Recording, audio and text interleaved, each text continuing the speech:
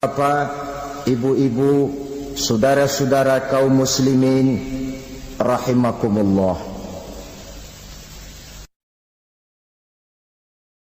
Di dalam kehidupan kita sebagai seorang muslim, minimal 5 kali dalam sehari semalam kita mendengar seruan untuk mendirikan solat yang disebut azan. Ada kalimat menarik di dalam kalimat azan itu, yakni seruan hayya 'alal falah, marilah menuju kepada keberuntungan, marilah meraih kemenangan. Seruan ini adalah kecenderungan dari setiap manusia, apapun warna kulitnya.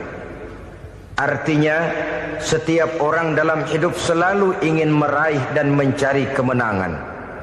Kemenangan akan melahirkan kepuasan batin, dan kepuasan batin memberikan kebahagiaan. Sedangkan kekalahan melahirkan penderitaan batin, dan penderitaan batin menjerumuskan seseorang di dalam berbagai bentuk kerugian. Jikalau inilah seruan azan, maka masalahnya ialah apa yang menyebabkan kita meraih kemenangan. Al-Quranul Karim memberikan tuntunan dan ajaran kepada kita bahwa orang-orang yang memperoleh kemenangan itu tidak lain adalah orang-orang yang bertakwa. Hanyalah mereka yang bertakwa kepada Allah Subhanahu wa ta'ala pada akhirnya akan tampil sebagai pemenang.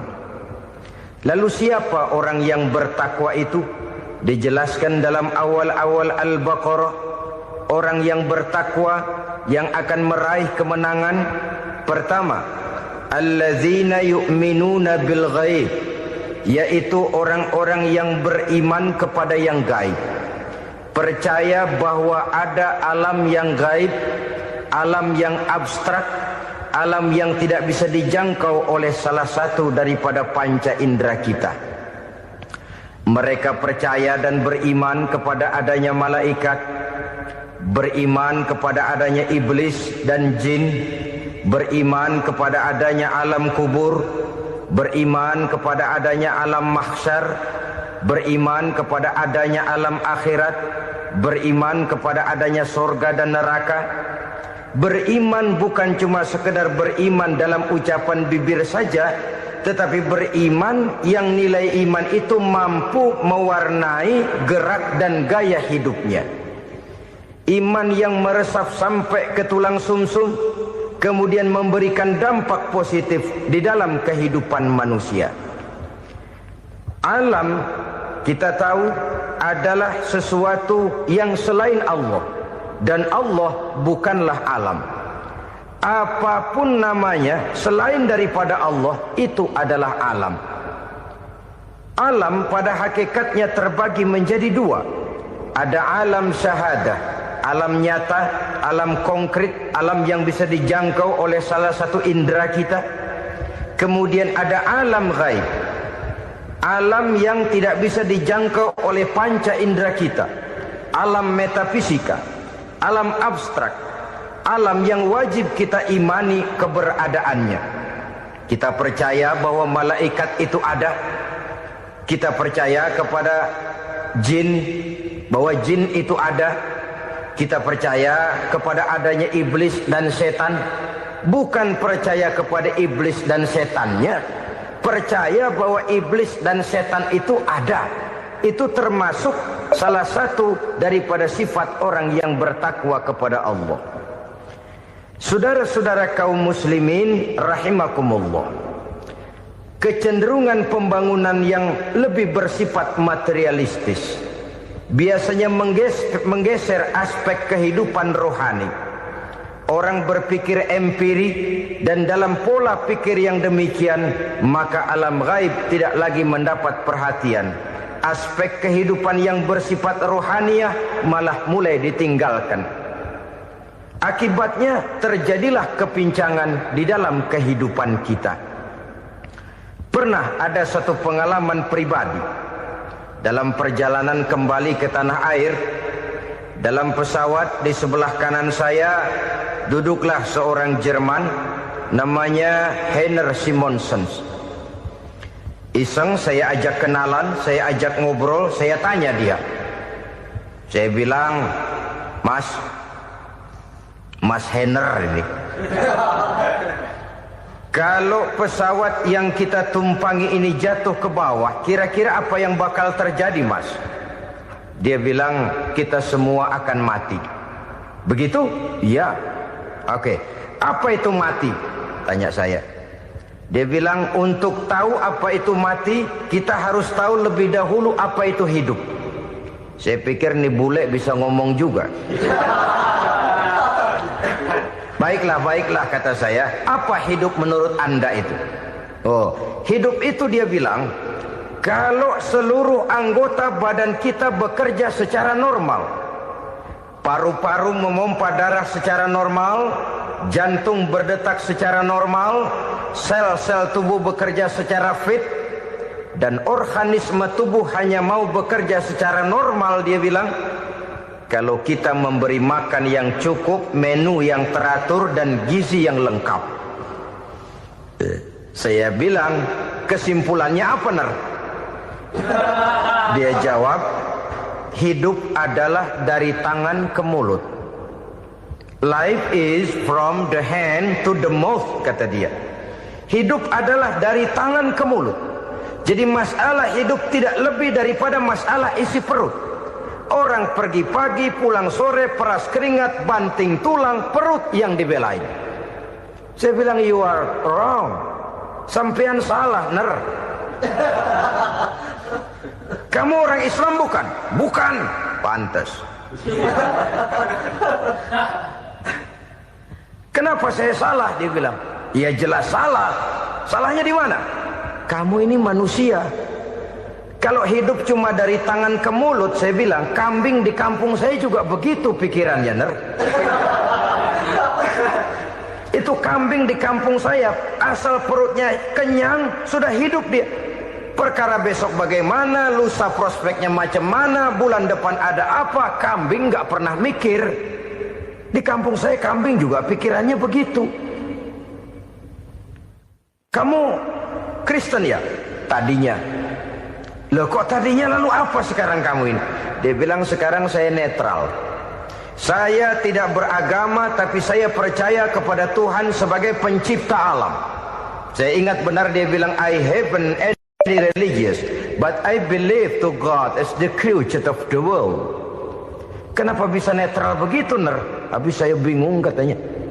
Islam bilang Islam baik, Kristen bilang Kristen baik, Hindu Buddha bilang Hindu Buddha baik, semua agama baik. Saya netral sekalian, nggak beragama. Yang penting saya percaya kepada Tuhan. Saya bilang, Ner, kamu ini kayak orang mau beli celana, lalu bingung. Yang satu bilang Levi's bagus, yang satu bilang Blue Jean hebat, yang satu bilang Wool England hebat. Celana ini hebat, celana itu bagus, celana ini hebat. Semua celana bagus, kamu bingung. Akhirnya netral, tidak pakai celana. Itu juga salah. Saya pikir-pikir, kemudian saya melihat bahwa dua pola berpikir Heiner ini nampaknya sudah mulai menggejala di lingkungan masyarakat bangsa kita. Disadari atau tidak, secara jujur kita harus berkata, dua pola pemikiran Heiner ini mulai berkembang di tengah masyarakat bangsa kita. Pertama, pola pikir materialisme. Hidup adalah dari tangan ke mulut. Masalah hidup tidak lebih masalah isi perut. Itu yang perlu dibela, dan disitulah arti kehidupan. Pergi pagi, pulang sore, peras keringat, banting tulang untuk mempertahankan perut. Kalau sudah kemari cara orang berpikir, maka buat apa percaya kepada yang gaib? Untuk apa sholat? Untuk apa puasa? Untuk apa zakat? Untuk apa menghadiri majelis taklim? Tanpa kepercayaan kepada yang gaib, hidup berjalan menurut alur empiris dan materialis. Kalau sudah ke sana cara orang berpikir, biasanya orang lalu cenderung menghalalkan segala cara. Hanyalah orang yang percaya bahwa akhirat ada. Hanyalah orang yang percaya bahwa alam kubur itu ada. hanyalah orang yang percaya bahwa malaikat itu ada, hidupnya akan lebih terarah dan terkendali. Karena kepercayaan kepada yang gaib, yang merupakan fase daripada kehidupan setelah hidup yang sekarang ini, mewarnai gerak pribadi seseorang di dalam dia melakukan kegiatan hidupnya.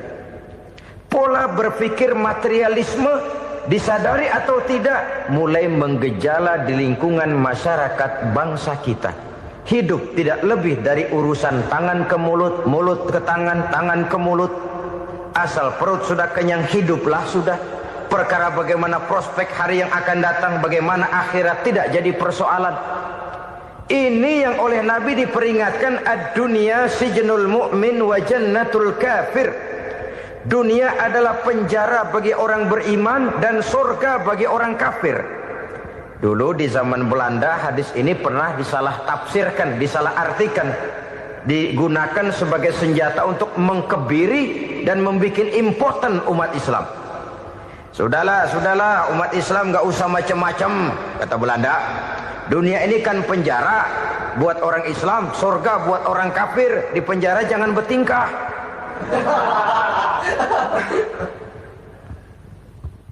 Pengertiannya tidak begitu. Dunia adalah penjara bagi orang mukmin. Artinya dalam kehidupan dunia seorang mukmin tidak bebas memperturutkan hawa nafsunya. Dipenjara hawa nafsunya itu. Sebaliknya surga bagi orang-orang kafir. Buat orang kafir surgalah dunia ini. Mereka bebas memperturutkan hawa nafsunya. Dilarang tidak terlarang, dicegah pun tidak tercegah. Mereka hidup menurut alur bisikan nafsu mereka sendiri. Kemudian bila ajal datang, maut merenggut nyawa, selesailah surganya sampai di situ. Maka bagi orang-orang yang tidak percaya kepada adanya akhirat, kepada adanya alam gaib, surganya sebatas umurnya. Sekali lagi, surganya sebatas umurnya. Bila umur selesai, ajal pun datang merenggut nyawa, selesailah sudah surganya sampai di situ. Alangkah pendeknya perjalanan orang-orang yang tidak percaya kepada alam gaib ini. Bagi kita mukmin, jikalau kita mampu memenjarakan hawa nafsu, kita bisa bahagia di dunia ini. Dan Islam memang tidak menyuruh kita sengsara di dunia. Raih dunia, kejar dunia, gapai dunia sebagai alat untuk mencapai kebahagiaan di akhirat nanti. Hidup adalah satu perjalanan panjang yang terbentang sejak kita terlahir dari alam rahim sampai kepada alam akhirat nanti. Andai kata kita gagal meraih kebahagiaan di dunia, toh kita masih punya akhirat. Tapi jangan jadi dalil yang melemahkan semangat. Biarin dah kita di dunia kebelangsak, yang penting akhirat. Akhirnya dunia benar-benar kebelangsak. Bagaimana dunia ini bisa kita raih, dan bagaimana meraih dunia untuk menunjang kepentingan akhirat nanti. Yang kedua, dari pikiran Heiner yang saya lihat menggejala di lingkungan masyarakat bangsa kita, timbulnya manusia-manusia netral. Seolah-olah Tuhan yes, agama no. Sama Tuhan percaya, agama ogah. Tuhan ngangguk, giliran agama godeng. Padahal hampir dalam setiap ayat dalam Quran, kata-kata amanu biasanya bergandeng dengan wa'amilus sholihat. Iman dan amal soleh.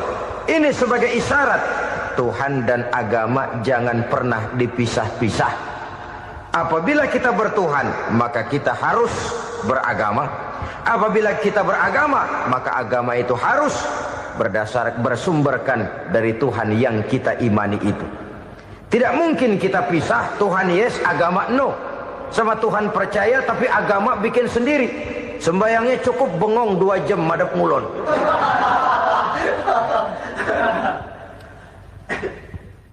Saudara-saudara kaum muslimin rahimakumullah. Jadi dengan demikian, agama yang kita akui merupakan unsur mutlak di dalam pembangunan sekarang ini, merupakan bagian dari kehidupan yang menuntun kita bahwa di balik alam nyata ini, di balik alam syahadah ini ada alam gaib. Dan mudabbir, murabbi yang mengatur, yang menguasai, yang memelihara, baik dia alam nyata, baik dia alam gaib, tidak lain adalah Allah Subhanahu wa ta'ala. Di sana ada satu super power, satu maha kekuatan yang kita perlu bersandar kepadanya. Sebagai makhluk nyata yang hidup di alam nyata, berbuatlah secara nyata sebagaimana harusnya kita berbuat. Karena Islam jelas bukan agamanya orang pemalas.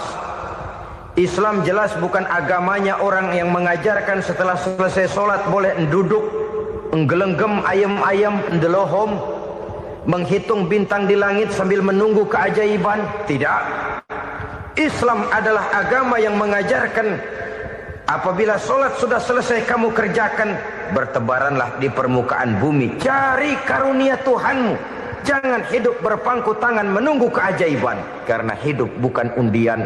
Jangan berharap untung besar tanpa mau peras keringat. Tapi di sebalik itu toh kita juga harus yakin bahwa di sisi usaha nyata yang kita lakukan ada satu super power, satu maha kekuatan gaib yang menentukan berhasil dan tidaknya usaha kita. Kepercayaan kepada hal semacam inilah yang mendorong kita untuk mempunyai sandaran vertikal, agar jikalau usaha ini berhasil, kita tidak lupa diri dan lupa daratan. Jikalau usaha ini gagal, kita tidak putus asa dan buruk sangka, tidak cupik pandangan dan sempit hati, tapi mampu melihat persoalan dengan kacamata putih sambil husnuzon kepada Allah Subhanahu wa ta'ala. Kita percaya malaikat itu ada. Ada yang namanya Raqib dan Atid, mengawasi gerak hidup kita sampai kepada gerak hati kita. Ini memberikan sugesti agar kita berhati-hati. Tidak sejengkal tanah pun kita bisa berlindung dari pengawasan Raqib dan Atid. Ada Munkar Nakir yang akan menyoal kita di alam kubur. Ada malaikat Malik, penjaga neraka. Ada malaikat Ridwan yang menjaga surga. Kita percaya kepada adanya jin, kita percaya kepada adanya setan, iblis. Percaya kepada adanya, bukan mempercayai si setan, si iblis lalu menjadikannya sebagai teman. Tidak. Percaya bahwa mereka itu ada dan merupakan makhluk Allah yang gaib, yang diciptakan Allah Azza wa Jalla. Kepercayaan kepada alam gaib memberikan motivasi terhadap gerak lahir manusia, sehingga dengan motivasi kepercayaan kepada yang gaib, gerak lahir jadi lebih terarah, jadi lebih terpelihara. Pernah seseorang bertanya, "Pak, apakah adanya akhirat bisa dibuktikan secara ilmiah?" Saya bilang tidak bisa, tidak bisa. Kenapa? Karena yang berangkat nggak pernah pulang kembali lagi. Kalau dia pulang kemari bisa kita tanya bagaimana enak di sono. Cuma secara moral saya katakan, lebih beruntung orang yang percaya kepada akhirat daripada yang tidak. Sekarang saudara percaya akhirat ada, lalu saudara baik-baik di dunia, sholat, puasa, zakat, menolong orang lain, menebarkan kebajikan. Saudara mati, andai kata akhirat tidak ada, toh dalam hidup saudara sudah berbuat baik. Paling tidak nama saudara akan dikenang sebagai orang baik. Sebaliknya, saudara percaya, kata saya, bahwa akhirat tidak ada, lalu hidup semau-maunya, tenggelam dalam maksiat dan munkarat, menentang Allah, tidak mau ruku dan sujud. Lalu saudara mati, kemudian akhirat ada. Ayo, mau apa? Bekal tidak punya. Jadi secara moral lebih beruntung orang yang percaya kepada adanya akhirat daripada yang tidak percaya. Dan itu alam gaib yang tidak bisa dibuktikan secara eksat. Jangankan untuk membuktikan seperti itu, dalam kehidupan sehari-hari saja yang kita rasakan tidak selalu berbentuk toh. Angin, bagaimana sih bentuknya angin? Kita tidak tahu. Merah, buktinya kalau dikerok merah. Yang merah itu kulit, yang kulit kita bukan anginnya. Sakit, rasa sakit itu ada, tapi bagaimana bentuk sakit? Kita nggak pernah tahu. Kalau kita makan cabai pedas, bagaimana bentuk pedas itu tidak ada, tapi rasa ada. Bentuk pedas hijau, cabenya bukan pedasnya. Tidak semua yang kita rasakan bisa kita gambarkan dalam bentuk yang konkret. Oleh karena itu, sekali lagi bahwa kepercayaan kepada alam yang gaib mampu memberikan satu sugesti yang menata kehidupan seseorang lebih lurus, lebih terarah, dan lebih terkendali. Maka wajar kalau kepercayaan kepada yang gaib mengantarkan seseorang untuk meraih kemenangan. Kenapa? Dia percaya kepada yang gaib, bahwa akhirat ada, bahwa alam kubur ada, bahwa pertanggungan jawab itu ada. Maka dia lalu tidak hidup saenae udele dewe gitu loh. Tidak hidup menurut seleranya sendiri, terarah, teratur.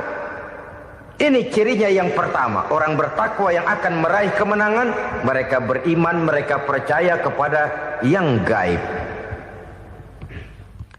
Bahkan hal-hal konkret saja selalu berangkat dari yang gaib. Saudara-saudara, para remaja, para pemuda sekarang ini tidak pernah tahu toh siapa yang akan jadi teman hidup saudara. Kita bisa saja ngerancang, mentargetkan, tapi toh akhirnya yang namanya jodoh bukan kekuasaan kita. Rezeki di luar kemampuan kita. Begitu juga ajal. Maut, jodoh, ajal adalah contoh-contoh konkret bahwa pada akhirnya yang gaiblah yang menentukan. Bertahun-tahun ngelancong, emang jodoh seret, nggak jadi.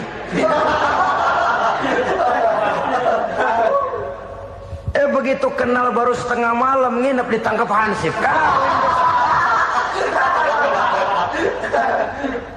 Hal-hal semacam itu kadang-kadang kita berpikir suuzon, gilet, perempuannya cakep banget, lakinya rebek amat.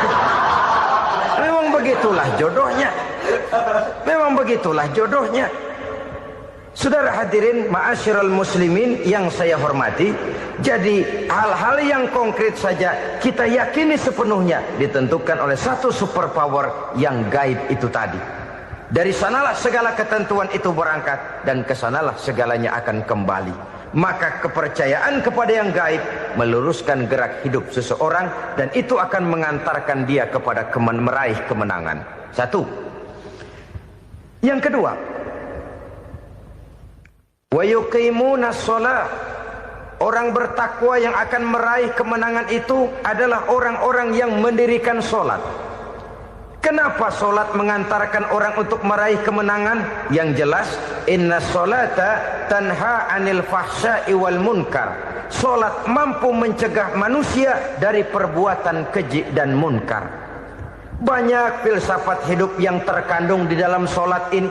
Sejak kita wudhu sampai kita menghadap ke arah kiblat, sampai kita melakukan gerak-gerak sholat, bacaan-bacaan yang ada di dalam sholat, lalu sampai kepada mengucapkan salam. Banyak filsafat hidup yang terkandung di dalam sholat. Umpamanya saja, setelah takbiratul ihram mulai kita dengan sholat dalam posisi berdiri, diajarkan dalam kitab-kitab fikih agar kita melihat ke arah tempat sujud. Ini kan filsafat kehidupan. Kalau kamu sholat dalam posisi berdiri, lihat tempat sujud. Jangan sholat mata jelalatan, sebab nanti bisa mengurangi kekhusyuan. Jadi wajar kalau yang dikatakan bahwa yang paling afdol adalah shaf yang di depan. Kenapa? Secara harfiah pengertiannya akan lebih mengundang kekhusyuan. Kenapa? Kalau kita di shaf paling depan di masjid umpamanya paling banter kita lihat tembok. Tapi kalau kita shaf di tengah atau di belakang, orang-orang di depan kita pun akan kelihatan. Yang bajunya loreng, yang bajunya genggang, yang bajunya macam-macam. Kita lihat, kadang-kadang kita pikirin, ada yang bajunya bolong. Kita sholat tapi dalam hati, ini orang bajunya robek yang nggak tahu apa. Ada saja hal-hal yang mengusik kekhusyuan kita. Oleh sebab itu diajarkan dalam posisi berdiri, lihat, arahkan pandangan matamu kepada tempat sujud. Ini kan filsafat kehidupan. Maksudnya apa? Kalau lagi diri lihat dong tempat sujud. Kalau udah di atas ingat dong sama yang bawah. Kalau sudah tinggi ingat dong dari mana kamu berangkat. Kalau sudah berkuasa bantu dong yang lemah. Kalau sudah kaya santuni dong yang miskin. Kalau sudah alim bimbing dong yang awam. Ini filsafat kehidupan. Dalam posisi berdiri kau lihat tempat sujud. Ini akan melahirkan kepekaan sosial di mana seseorang mau tahu kepada orang lainnya. Bagaimanapun kaya kita, tinggi pangkat dan jabatan kita, jikalau hidup hanya untuk kepentingan perut sendiri saja, rasanya belum membawa manfaat di dalam kehidupan kita. Tapi efek yang tertinggi sesungguhnya, solat mencegah manusia dari perbuatan keji dan munkar. Perbuatan keji dan munkar walaupun kelihatannya mendatangkan uang, membawa keuntungan, tapi itu keuntungan semu, keuntungan sementara. Dengan menipu orang lain kita bisa dapat untung, tapi tidak membawa berkah. Dan itu adalah kerugian besar dalam kehidupan kita. Maka untuk meraih kemenangan harus dimulai dengan membentuk kepribadian yang tegar, memiliki sandaran vertikal yang langsung kepada Allah Subhanahu wa ta'ala. Dan itu hanya bisa kita tempuh melalui jalur ibadah formal yang sudah ditentukan Allah, yakni solat yang 5 waktu. Untuk memperkuat itu ada solat-solat sunnah, rawatib, nawafil sebagai terminal kontrol cadangan untuk memelihara stabilitas temperatur batin di dalam kita berhubungan dengan zat yang maha gaib, yaitu Allah Subhanahu wa ta'ala. Orang sering bertanya, Pak, itu tetangga saya nggak sholat, duitnya nggak habis-habis, Pak. Nggak sholat tapi mobilnya tambah terus. Nggak sholat tapi usahanya makin maju. Tapi di sisi lain ada orang yang rajin sholat, rezekinya butak bener. Anaknya mana kurus, mana korengan. Saudara hadirin ma'asyiral muslimin rahimakumullah.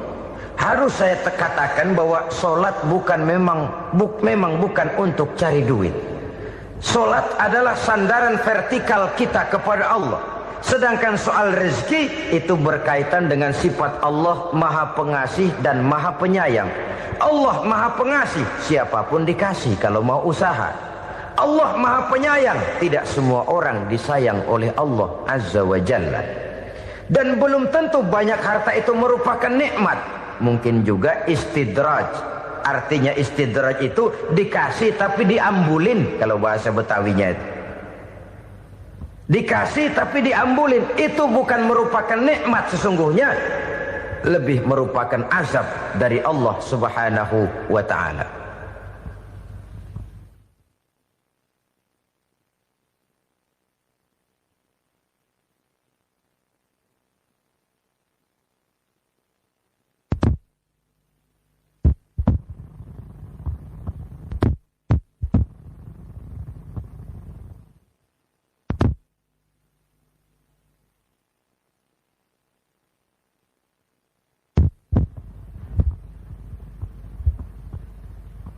Agama mempunyai sistem solat, dan kita umat Islam telah dituntun oleh Allah Subhanahu wa ta'ala yang wajibnya 5 kali dalam sehari semalam mendirikan solat, dan itu tentu berada dalam jangkauan kemampuan manusia. Pada awalnya barangkali kita memang merasa solat itu satu kewajiban, tapi semakin kita hayati makna, manfaat dan filsafat yang terkandung di dalam ajaran solat, semakin sampai kita kepada keyakinan bahwa solat adalah keperluan kita. Sehingga pada waktu tertentu dinilai puncaknya, kita tidak lagi akan berkata saya wajib solat, tapi kita akan berkata saya perlu solat. Kalau kita sudah merasakan itu adalah keperluan kita, nah di sanalah kita baru akan merasakan ruginya kalau hal itu tidak kita laksanakan. Sepanjang kita masih berkata saya wajib sholat, kita akan lebih merasakan dia sebagai beban ketimbang sebagai keperluan. Yang jelas Allah tidak memerlukan ibadah yang kita laksanakan ini. Dengan kata lain, andai kata satu dunia penuh ini orang tidak ada yang sholat satu pun, Allah tidak akan turun dari jabatan Tuhan. Jangan lalu berpikir kalau kita ngambek se-RW kagak sembahyang Tuhan tekor kali ini ya. Tentu tidak. Itu perlunya kita, bukan perlunya Allah. Dan pada induknya kita akan berkata, saya perlu agama. Kalau secara induk kita sudah memerlukan agama, maka konsep-konsep yang ada di dalam ajaran agama itu pun adalah juga merupakan keperluan kita. Baik dia bernama sholat, baik dia bernama puasa, baik dia bernama zakat, baik dia bernama haji, seluruhnya adalah keperluan kita. Dan sesuatu yang kita perlukan apabila tidak kita laksanakan akan melahirkan kerugian di dalam kehidupan. Jangan heran kalau kita membaca riwayat perjalanan hidup para salafus soleh, orang-orang soleh. Ada yang tahajud sampai 100 rakaat, ada yang sholat malam kakinya sampai bengkak. Kita sekalinya bengkak biri-biri. Ada yang sholat membaca surah dalam Al-Quran sampai khotam Quran. Kok mau? Mereka sudah merasakan itu keperluan. Itu saja soalnya.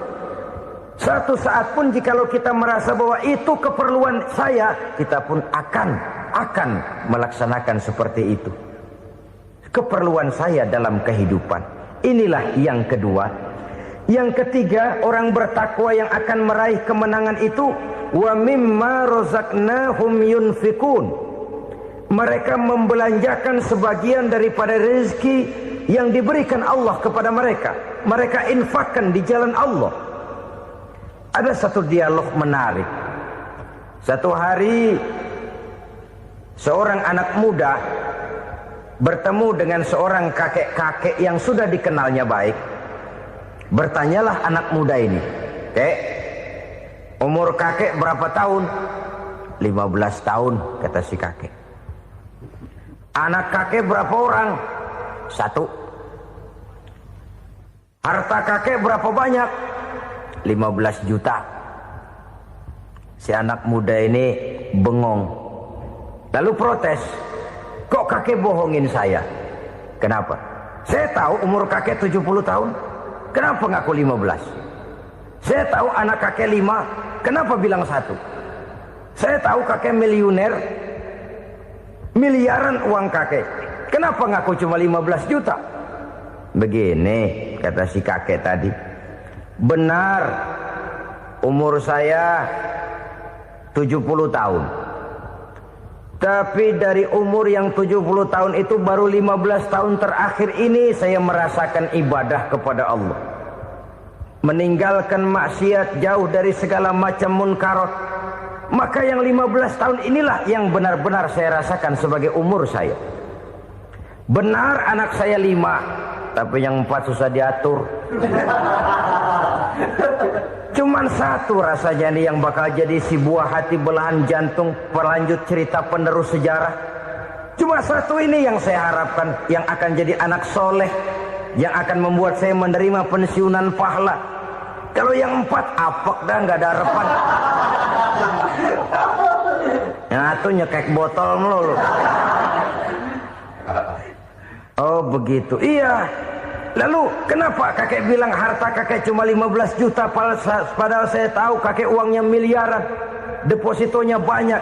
Ya karena 15 juta itulah yang saya ingat yang pernah saya belanjakan di jalan Allah. Saya merasa itulah harta saya yang sebenarnya.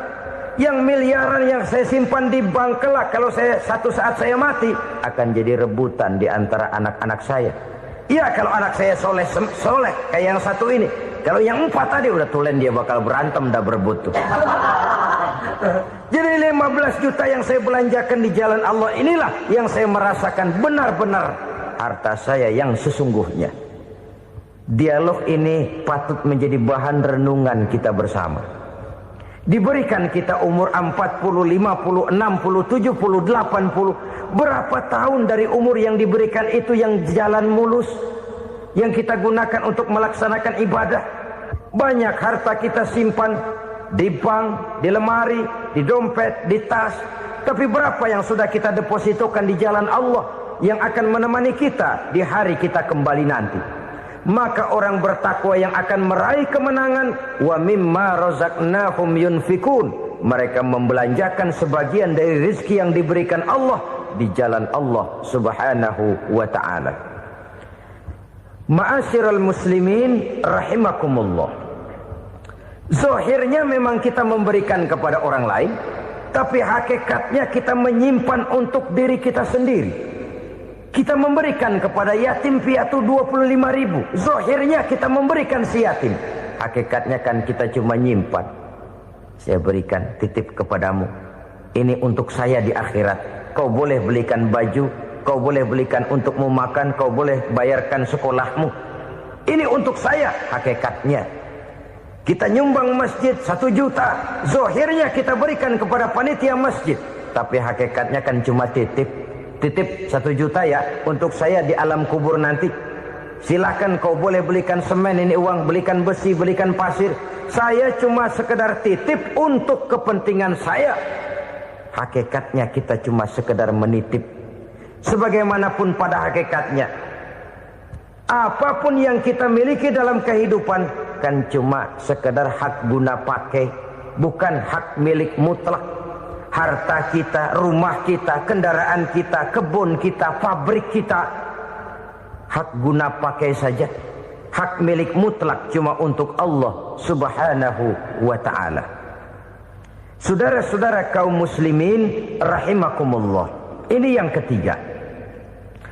Kemudian yang keempat, orang-orang bertakwa yang akan meraih kemenangan, allazina yu'minuna bima unzila ilaika. Mereka yang beriman, mereka yang percaya kepada apa yang telah diturunkan kepadamu Muhammad, ay Al-Quran, yakni Al-Quranul Karim. Setelah percaya kepada yang gaib, mendirikan solat, kemudian menginfakkan sebagian dari rezeki yang diberikan Allah, mereka juga lalu percaya kepada yang diturunkan terhadap Nabi, yaitu tidak lain Al-Quranul Karim. Sekali lagi di sini, percaya bukan hanya sekedar percaya saja, tetapi percaya lalu menjadikan Al-Quran itu sebagai pedoman hidup. Sebab memang Al-Quran itu adalah GBHM, garis-garis besar haluan muslim. Apa yang harus kita lakukan, apa yang harus tidak kita lakukan, bagaimana mestinya kita bertingkah laku dan berbuat, seluruhnya tercantum di dalam Al-Quranul Karim. Itu sebabnya ketika satu hari Aisyah ditanya bagaimana akhlak Rasul, beliau menjawab, kana Rasulullah sallallahu alaihi wasallam khuluquhul Quran. Akhlak daripada Rasulullah tidak lain adalah Al-Quran. Jawaban simpel ini memberikan gambaran bahwa keseluruhan daripada konsepsi Quran sudah diterjemahkan dalam kehidupan Rasulullah sallallahu alaihi wasallam. Karena kita tahu akhlak adalah keseluruhan dari gerak hidup manusia. Sejak ia berpribadi, berumah tangga, bertetangga, bermasyarakat, sampai kepada berbangsa dan bernegara, Al-Quran tetap memberikan sentuhan nilainya. Oleh karenanya, orang-orang yang bertakwa adalah orang-orang yang menjadikan Al-Quran sebagai pedoman dalam kehidupannya. Dan kita yakini Al-Quran diturunkan kepada Nabi Muhammad bukan merupakan produk Nabi Muhammad. Isi dan redaksinya langsung dari Allah Subhanahu wa ta'ala. Kemudian cirinya yang kelima, orang bertakwa yang akan meraih kemenangan itu, wa ma unzila min qablika. Tidak hanya sekedar percaya kepada yang diturunkan terhadap Nabi Muhammad, yaitu Al-Quran, mereka juga percaya kepada apa yang pernah diturunkan kepada para nabi, kepada para rasul sebelum Nabi Muhammad. Percaya kepada adanya suhuf, percaya kepada adanya Taurat, percaya kepada adanya Injil, percaya bahwa Allah dahulunya sudah menurunkan Taurat kepada Musa, percaya bahwa Allah sudah menurunkan Injil kepada Isa, percaya Injil ada, Taurat ada, diturunkan Allah untuk Isa dan Musa, tetapi tidak wajib mengamalkannya karena kita sudah diberikan Al-Quranul Karim. Ini yang perlu saya garis bawahi. Kita percaya Allah telah menurunkan Injil dahulu kepada Isa. Kita percaya bahwa Allah telah menurunkan Taurat dahulunya kepada Nabi Musa. Kadang-kadang ini dijadikan dalih, dikacaukan pengertiannya. Quran saja mengajarkan bahwa orang yang bertakwa harus percaya kepada Injil, maka pakailah Injil. Apalagi kalau ayat sebelumnya ditilap, dihapus, dihilangkan, Injilnya yang ditekankan, maka akan terjadilah penekanan yang salah arah. Karena salah arah akhirnya bisa merusak dan menghancurkan akidah. Ketika Rasul suatu saat pernah ditanya orang, "Ya Rasul, bagaimana sikap kita sebagai muslim terhadap Injil yang ada sekarang?" Beliau menjawab, "La tukadzibuhu jami'an wa la tusaddiquhu jami'an." Jangan didustakan seluruhnya, jangan juga dibenarkan semuanya. Artinya, ini sudah merupakan gambaran dari Rasul bahwa dalam Injil yang ada sekarang masih ada ajaran-ajaran tauhid yang dibawa oleh Nabi Isa dan diajarkan kepada umatnya. Tapi juga dalam Injil yang sekarang ini sudah terkena intervensi dan investasi manusiawi. Karena itu Rasul menyimpulkan, la tukadzibuhu jami'an wa la tusaddiquhu jami'an. Jangan didustakan semua, jangan dibenarkan seluruhnya. Kita memang percaya Allah telah menurunkan Injil kepada Nabi Isa dulu, tapi kita tidak wajib mengamalkan Injil. Kita percaya Allah telah menurunkan Taurat kepada Nabi Musa, tapi kita tidak wajib mengamalkan kitab ajaran Taurat. Yang wajib kita percayai dan kita amalkan hanyalah Al-Quranul Karim. Kenapa? Oleh karena baik yang ada di dalam Taurat, baik yang ada di dalam Injil, tentu tercakup di dalam Al-Quran sebagai kitab terakhir yang diturunkan oleh Allah Subhanahu wa Ta'ala. Dan itu wajar. Kalau seorang pejabat mau mengeluarkan satu keputusan baru, tentu dia harus meninjau keputusan-keputusan lama. Andai kata dianggap tidak berlaku, dianggap tidak relevan lagi, maka keputusan-keputusan lama itu tentu sudah dianggap tidak berlaku. Sebagian daripada aturan-aturan dalam keputusan lama yang masih dianggap relevan tercantum dalam keputusan baru yang wajib diamalkan. Begitulah hubungannya antara Al-Quran, Taurat, Zabur, dan Injil.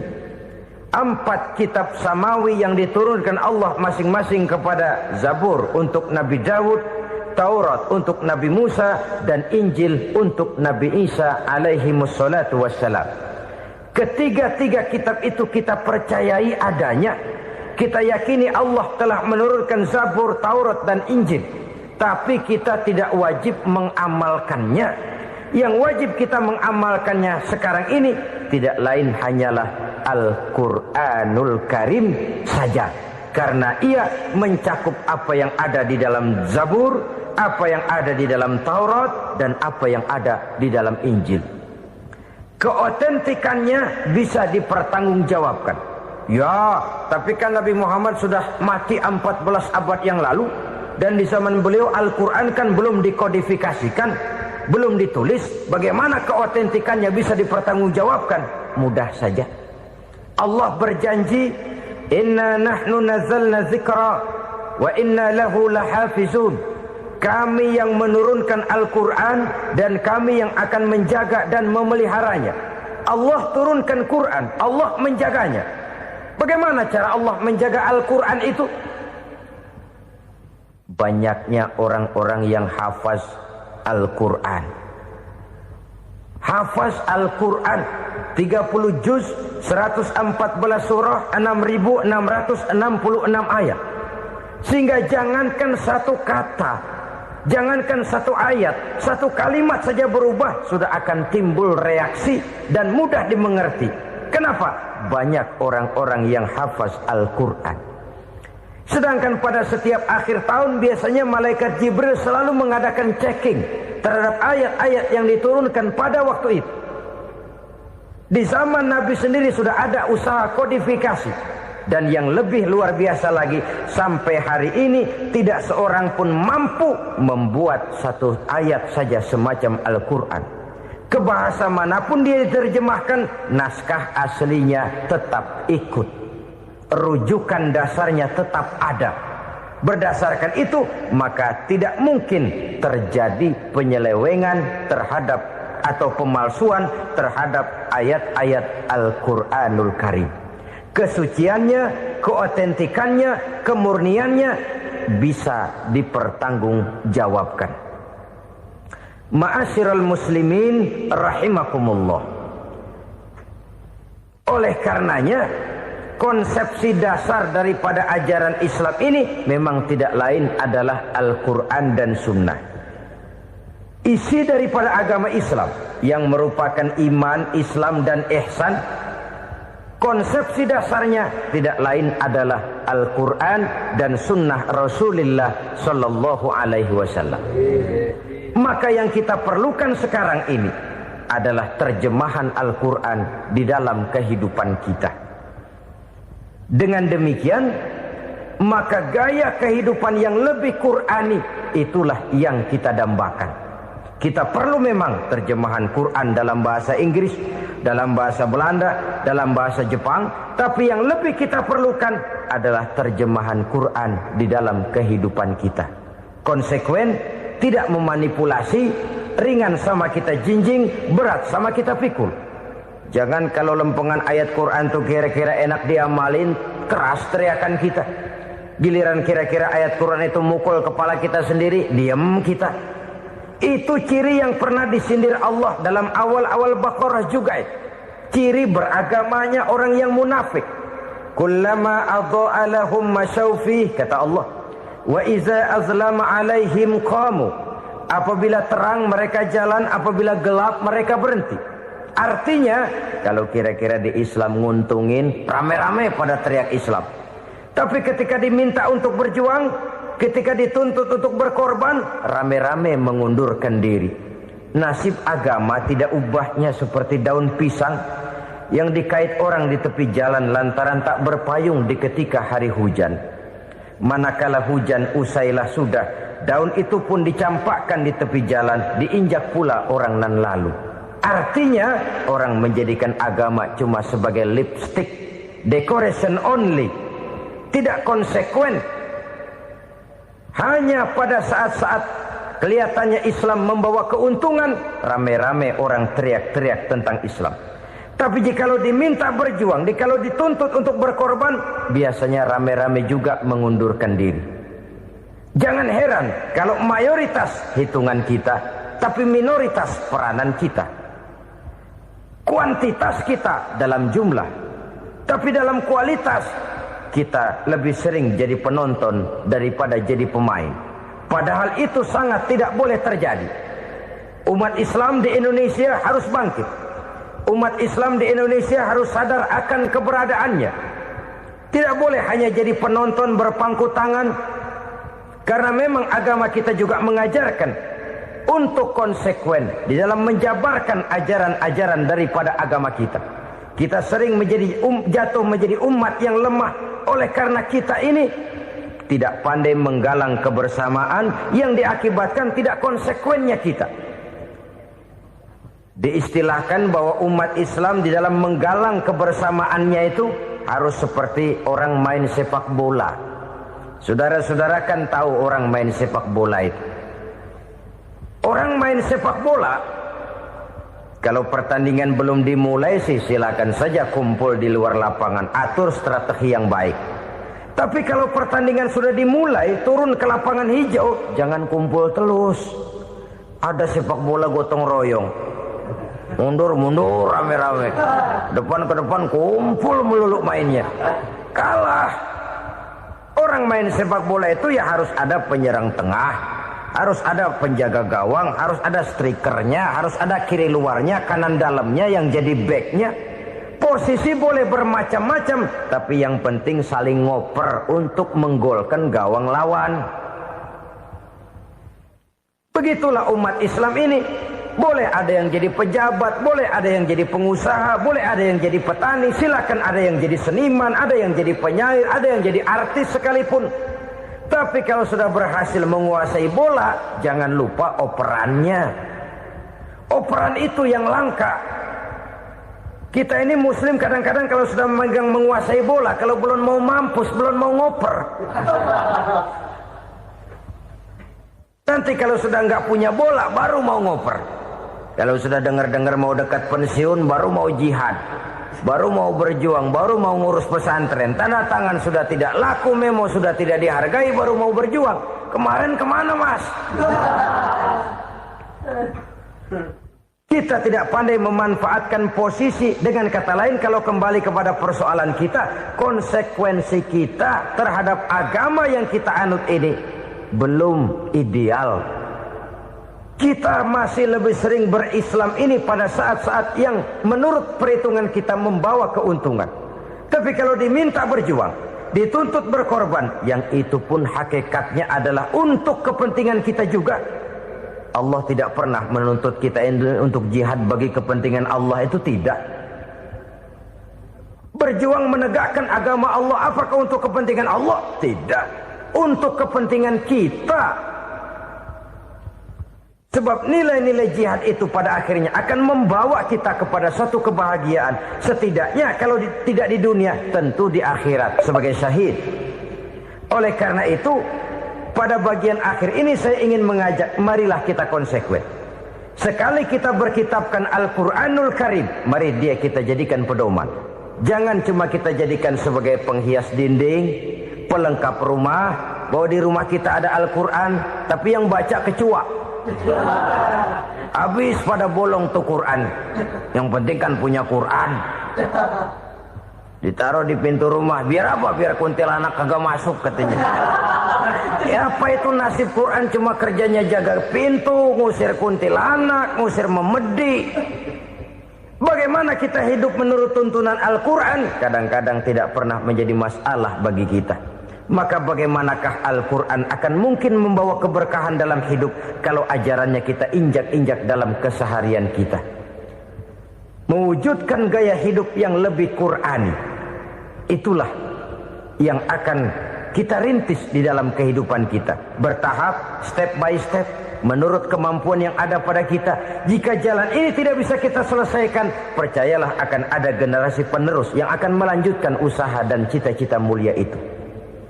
Jadi percaya kepada Taurat, percaya kepada Injil, sekadar percaya Allah dahulunya sudah menurunkan itu. Tapi kita tidak wajib mengamalkannya. Kenapa? Generasi Injil masa berlakunya sudah kedaluarsa. Taurat masa berlakunya sudah kedaluarsa. Injil pernah berlaku untuk orang Nasrani di zaman Nabi Isa. Taurat pernah berlaku untuk orang Yahudi di zaman Nabi Musa. Setelah generasinya berlalu, datang Rasul penutup yang membawa Al-Quranul Karim. Maka Al-Quran itulah yang berlaku menjadi pedoman sampai hari akhir nanti. Jangan jauh dari Al-Quran, karena apabila ini kita lakukan, maka kita akan kembali kepada satu gaya hidup yang jauh dari tuntunan agama. Dan itu artinya kita akan semakin jauh untuk meraih kemenangan. Saudara-saudara kaum muslimin rahimakumullah.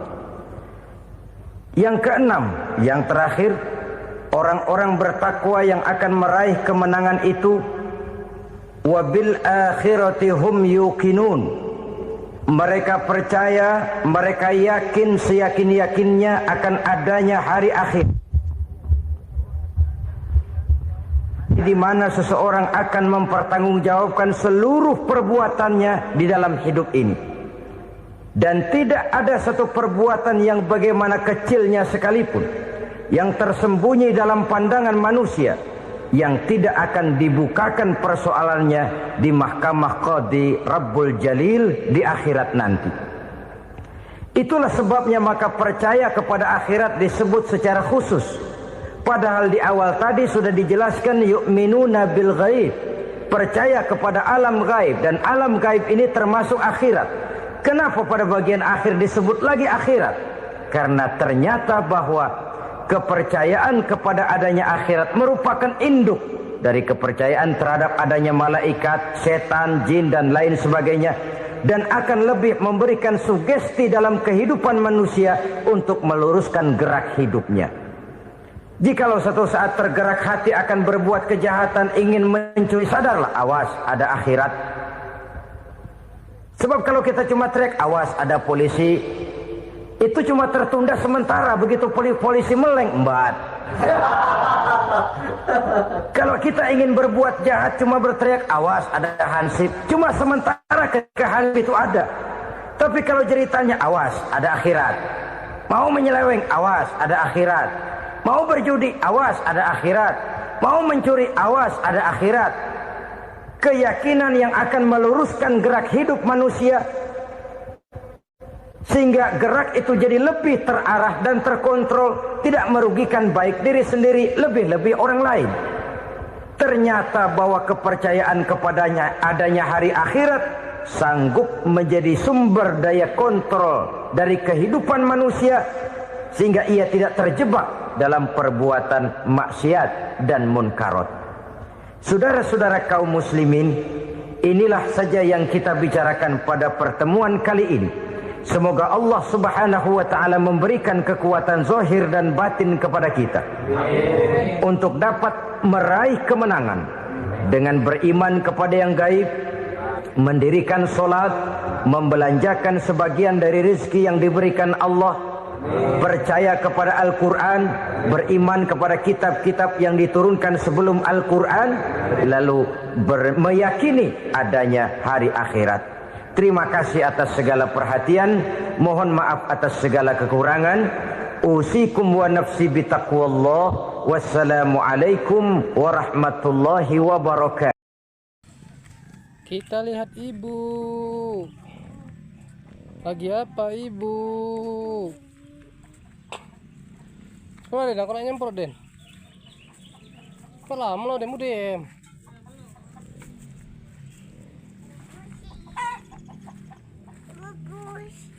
Ini kursinya rusak, ini rusak.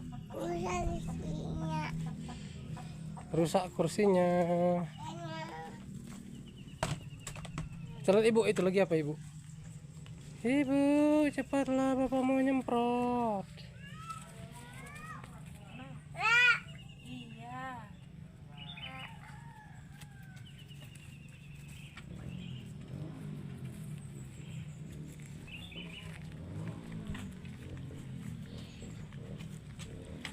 Gimana meng?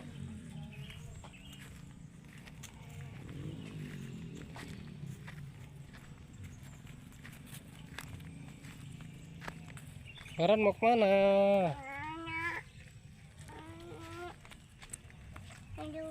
Ke nenek?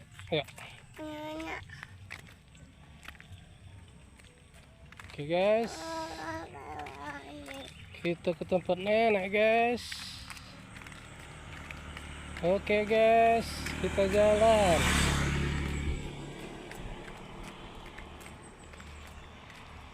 Ini kita lihat pemandangan kopi guys. Banyak sekali kopinya. Ini kita menuju ke rumah nenek sambil lihat-lihat kopi ke pinggiran jalan. Walau masih hijau, buahnya lumayan, banyak sekali buahnya. Ini guys, masih hijau-hijau. Ini dia si barannya. Si barannya lagi jalan-jalan ini. Mau kemana Baran?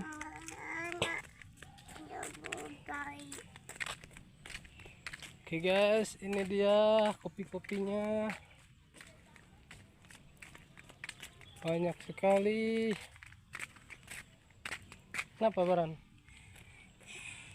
Mau pis nggak Baran? Pis lu ya? Pis lu ya? Pis nggak Baran?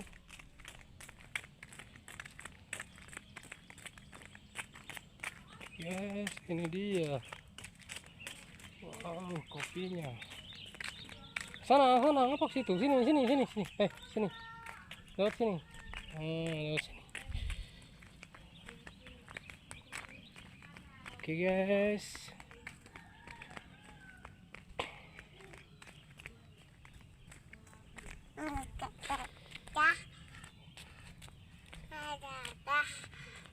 Ini dia YouTuber cilik kita, Baran Arfadiazani. Mau kemana?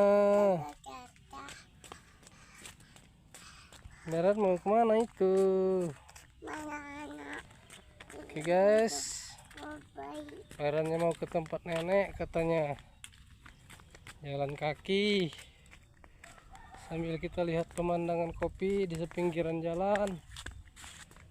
Lumayan lebat sekali. Walau masih hijau, belum kelihatan merah-merah.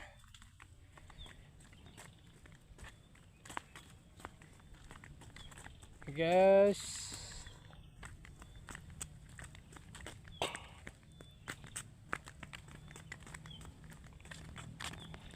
Oke guys.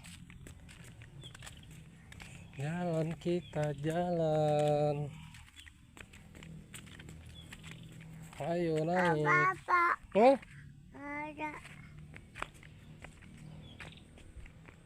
Oke guys. Tuh kopi.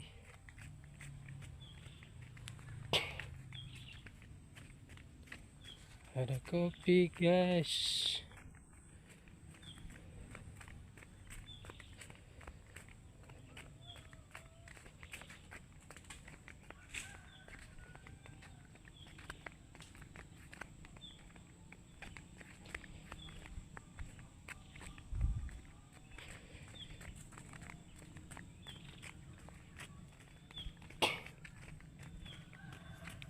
Udah ayo.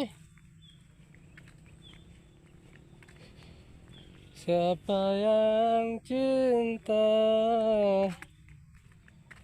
pada nabinya? Ayo guys, kita jalan. Sini pegang bapak, pegang.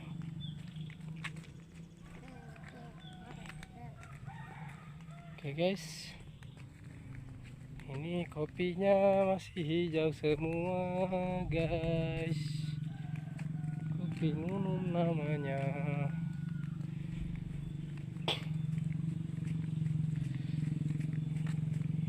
Sini, lewat sini ya. Baran jalan. Sini, lewat sini, lewat jalan. Lewat jalan, Baran. Sini, lewat jalan. Ngapa lewat situ? Di jalan. Nah, ya di jalan. Jalan bagus. Cari jalan yang bagus. Baran, nah ya luruskan.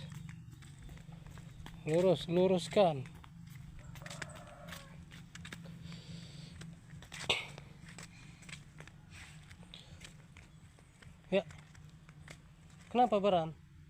Kedodoran? Enggak. Pipis nggak kamu nih? Enggak. Mampis nggak? Kopinya guys.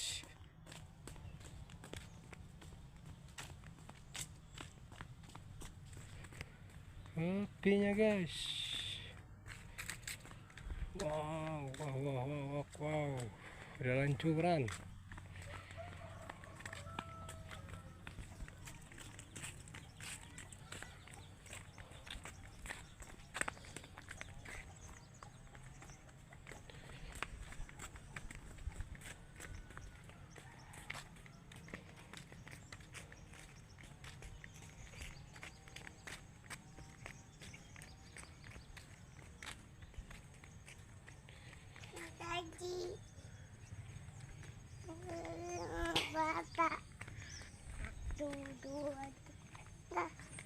1, 2, 3, 4, 5, 6, 7, 8, 9, 10. 1, 2, 3, 4, 5, 6, 7, 8. Wah, kita sudah sampai di kolam ikan. Wow, ikannya masih kecil-kecil. Jangan lari jatuh nanti. Nih guys, kolam ikannya.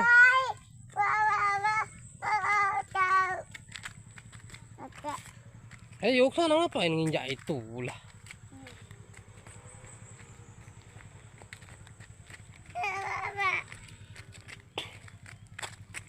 Oke guys, ini perumahan kita yang masih terbengkalai.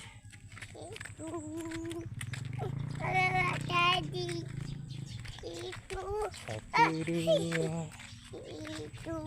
3, 4, 5, 6, 7, 8,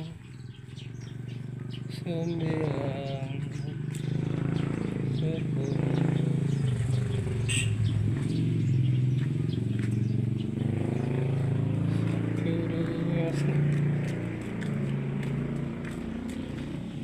Itu ada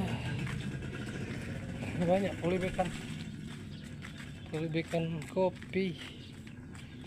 Ini guys, pelibekan kopi Robinson. Oh, ada pohon jambu.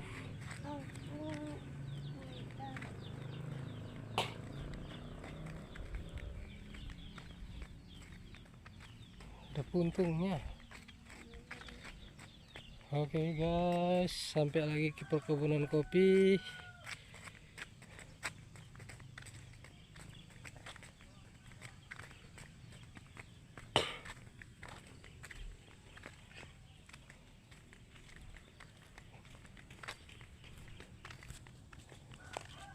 Mana nenek?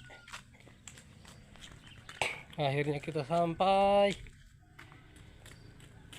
Si YouTuber cilik kita.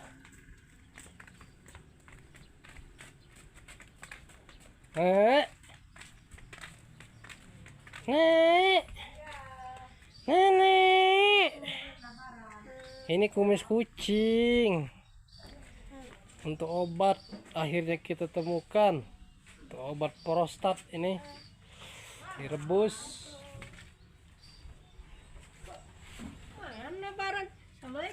Akhirnya sampai tempat nenek. Sini. Nenek ada jajan. Enggak ada jajan, ada roti nenek. Pulangnya dikasih uang. Sana. Roti nenek. Itu nenek ada roti, nenek. Sana. Nah. Masuk. Waalaikumsalam. Assalamualaikum. Lepas sepatunya. Wow, lihat ini nih. Tuh, nenek ada roti, nek. Pas bentuknya. Nah, bingung.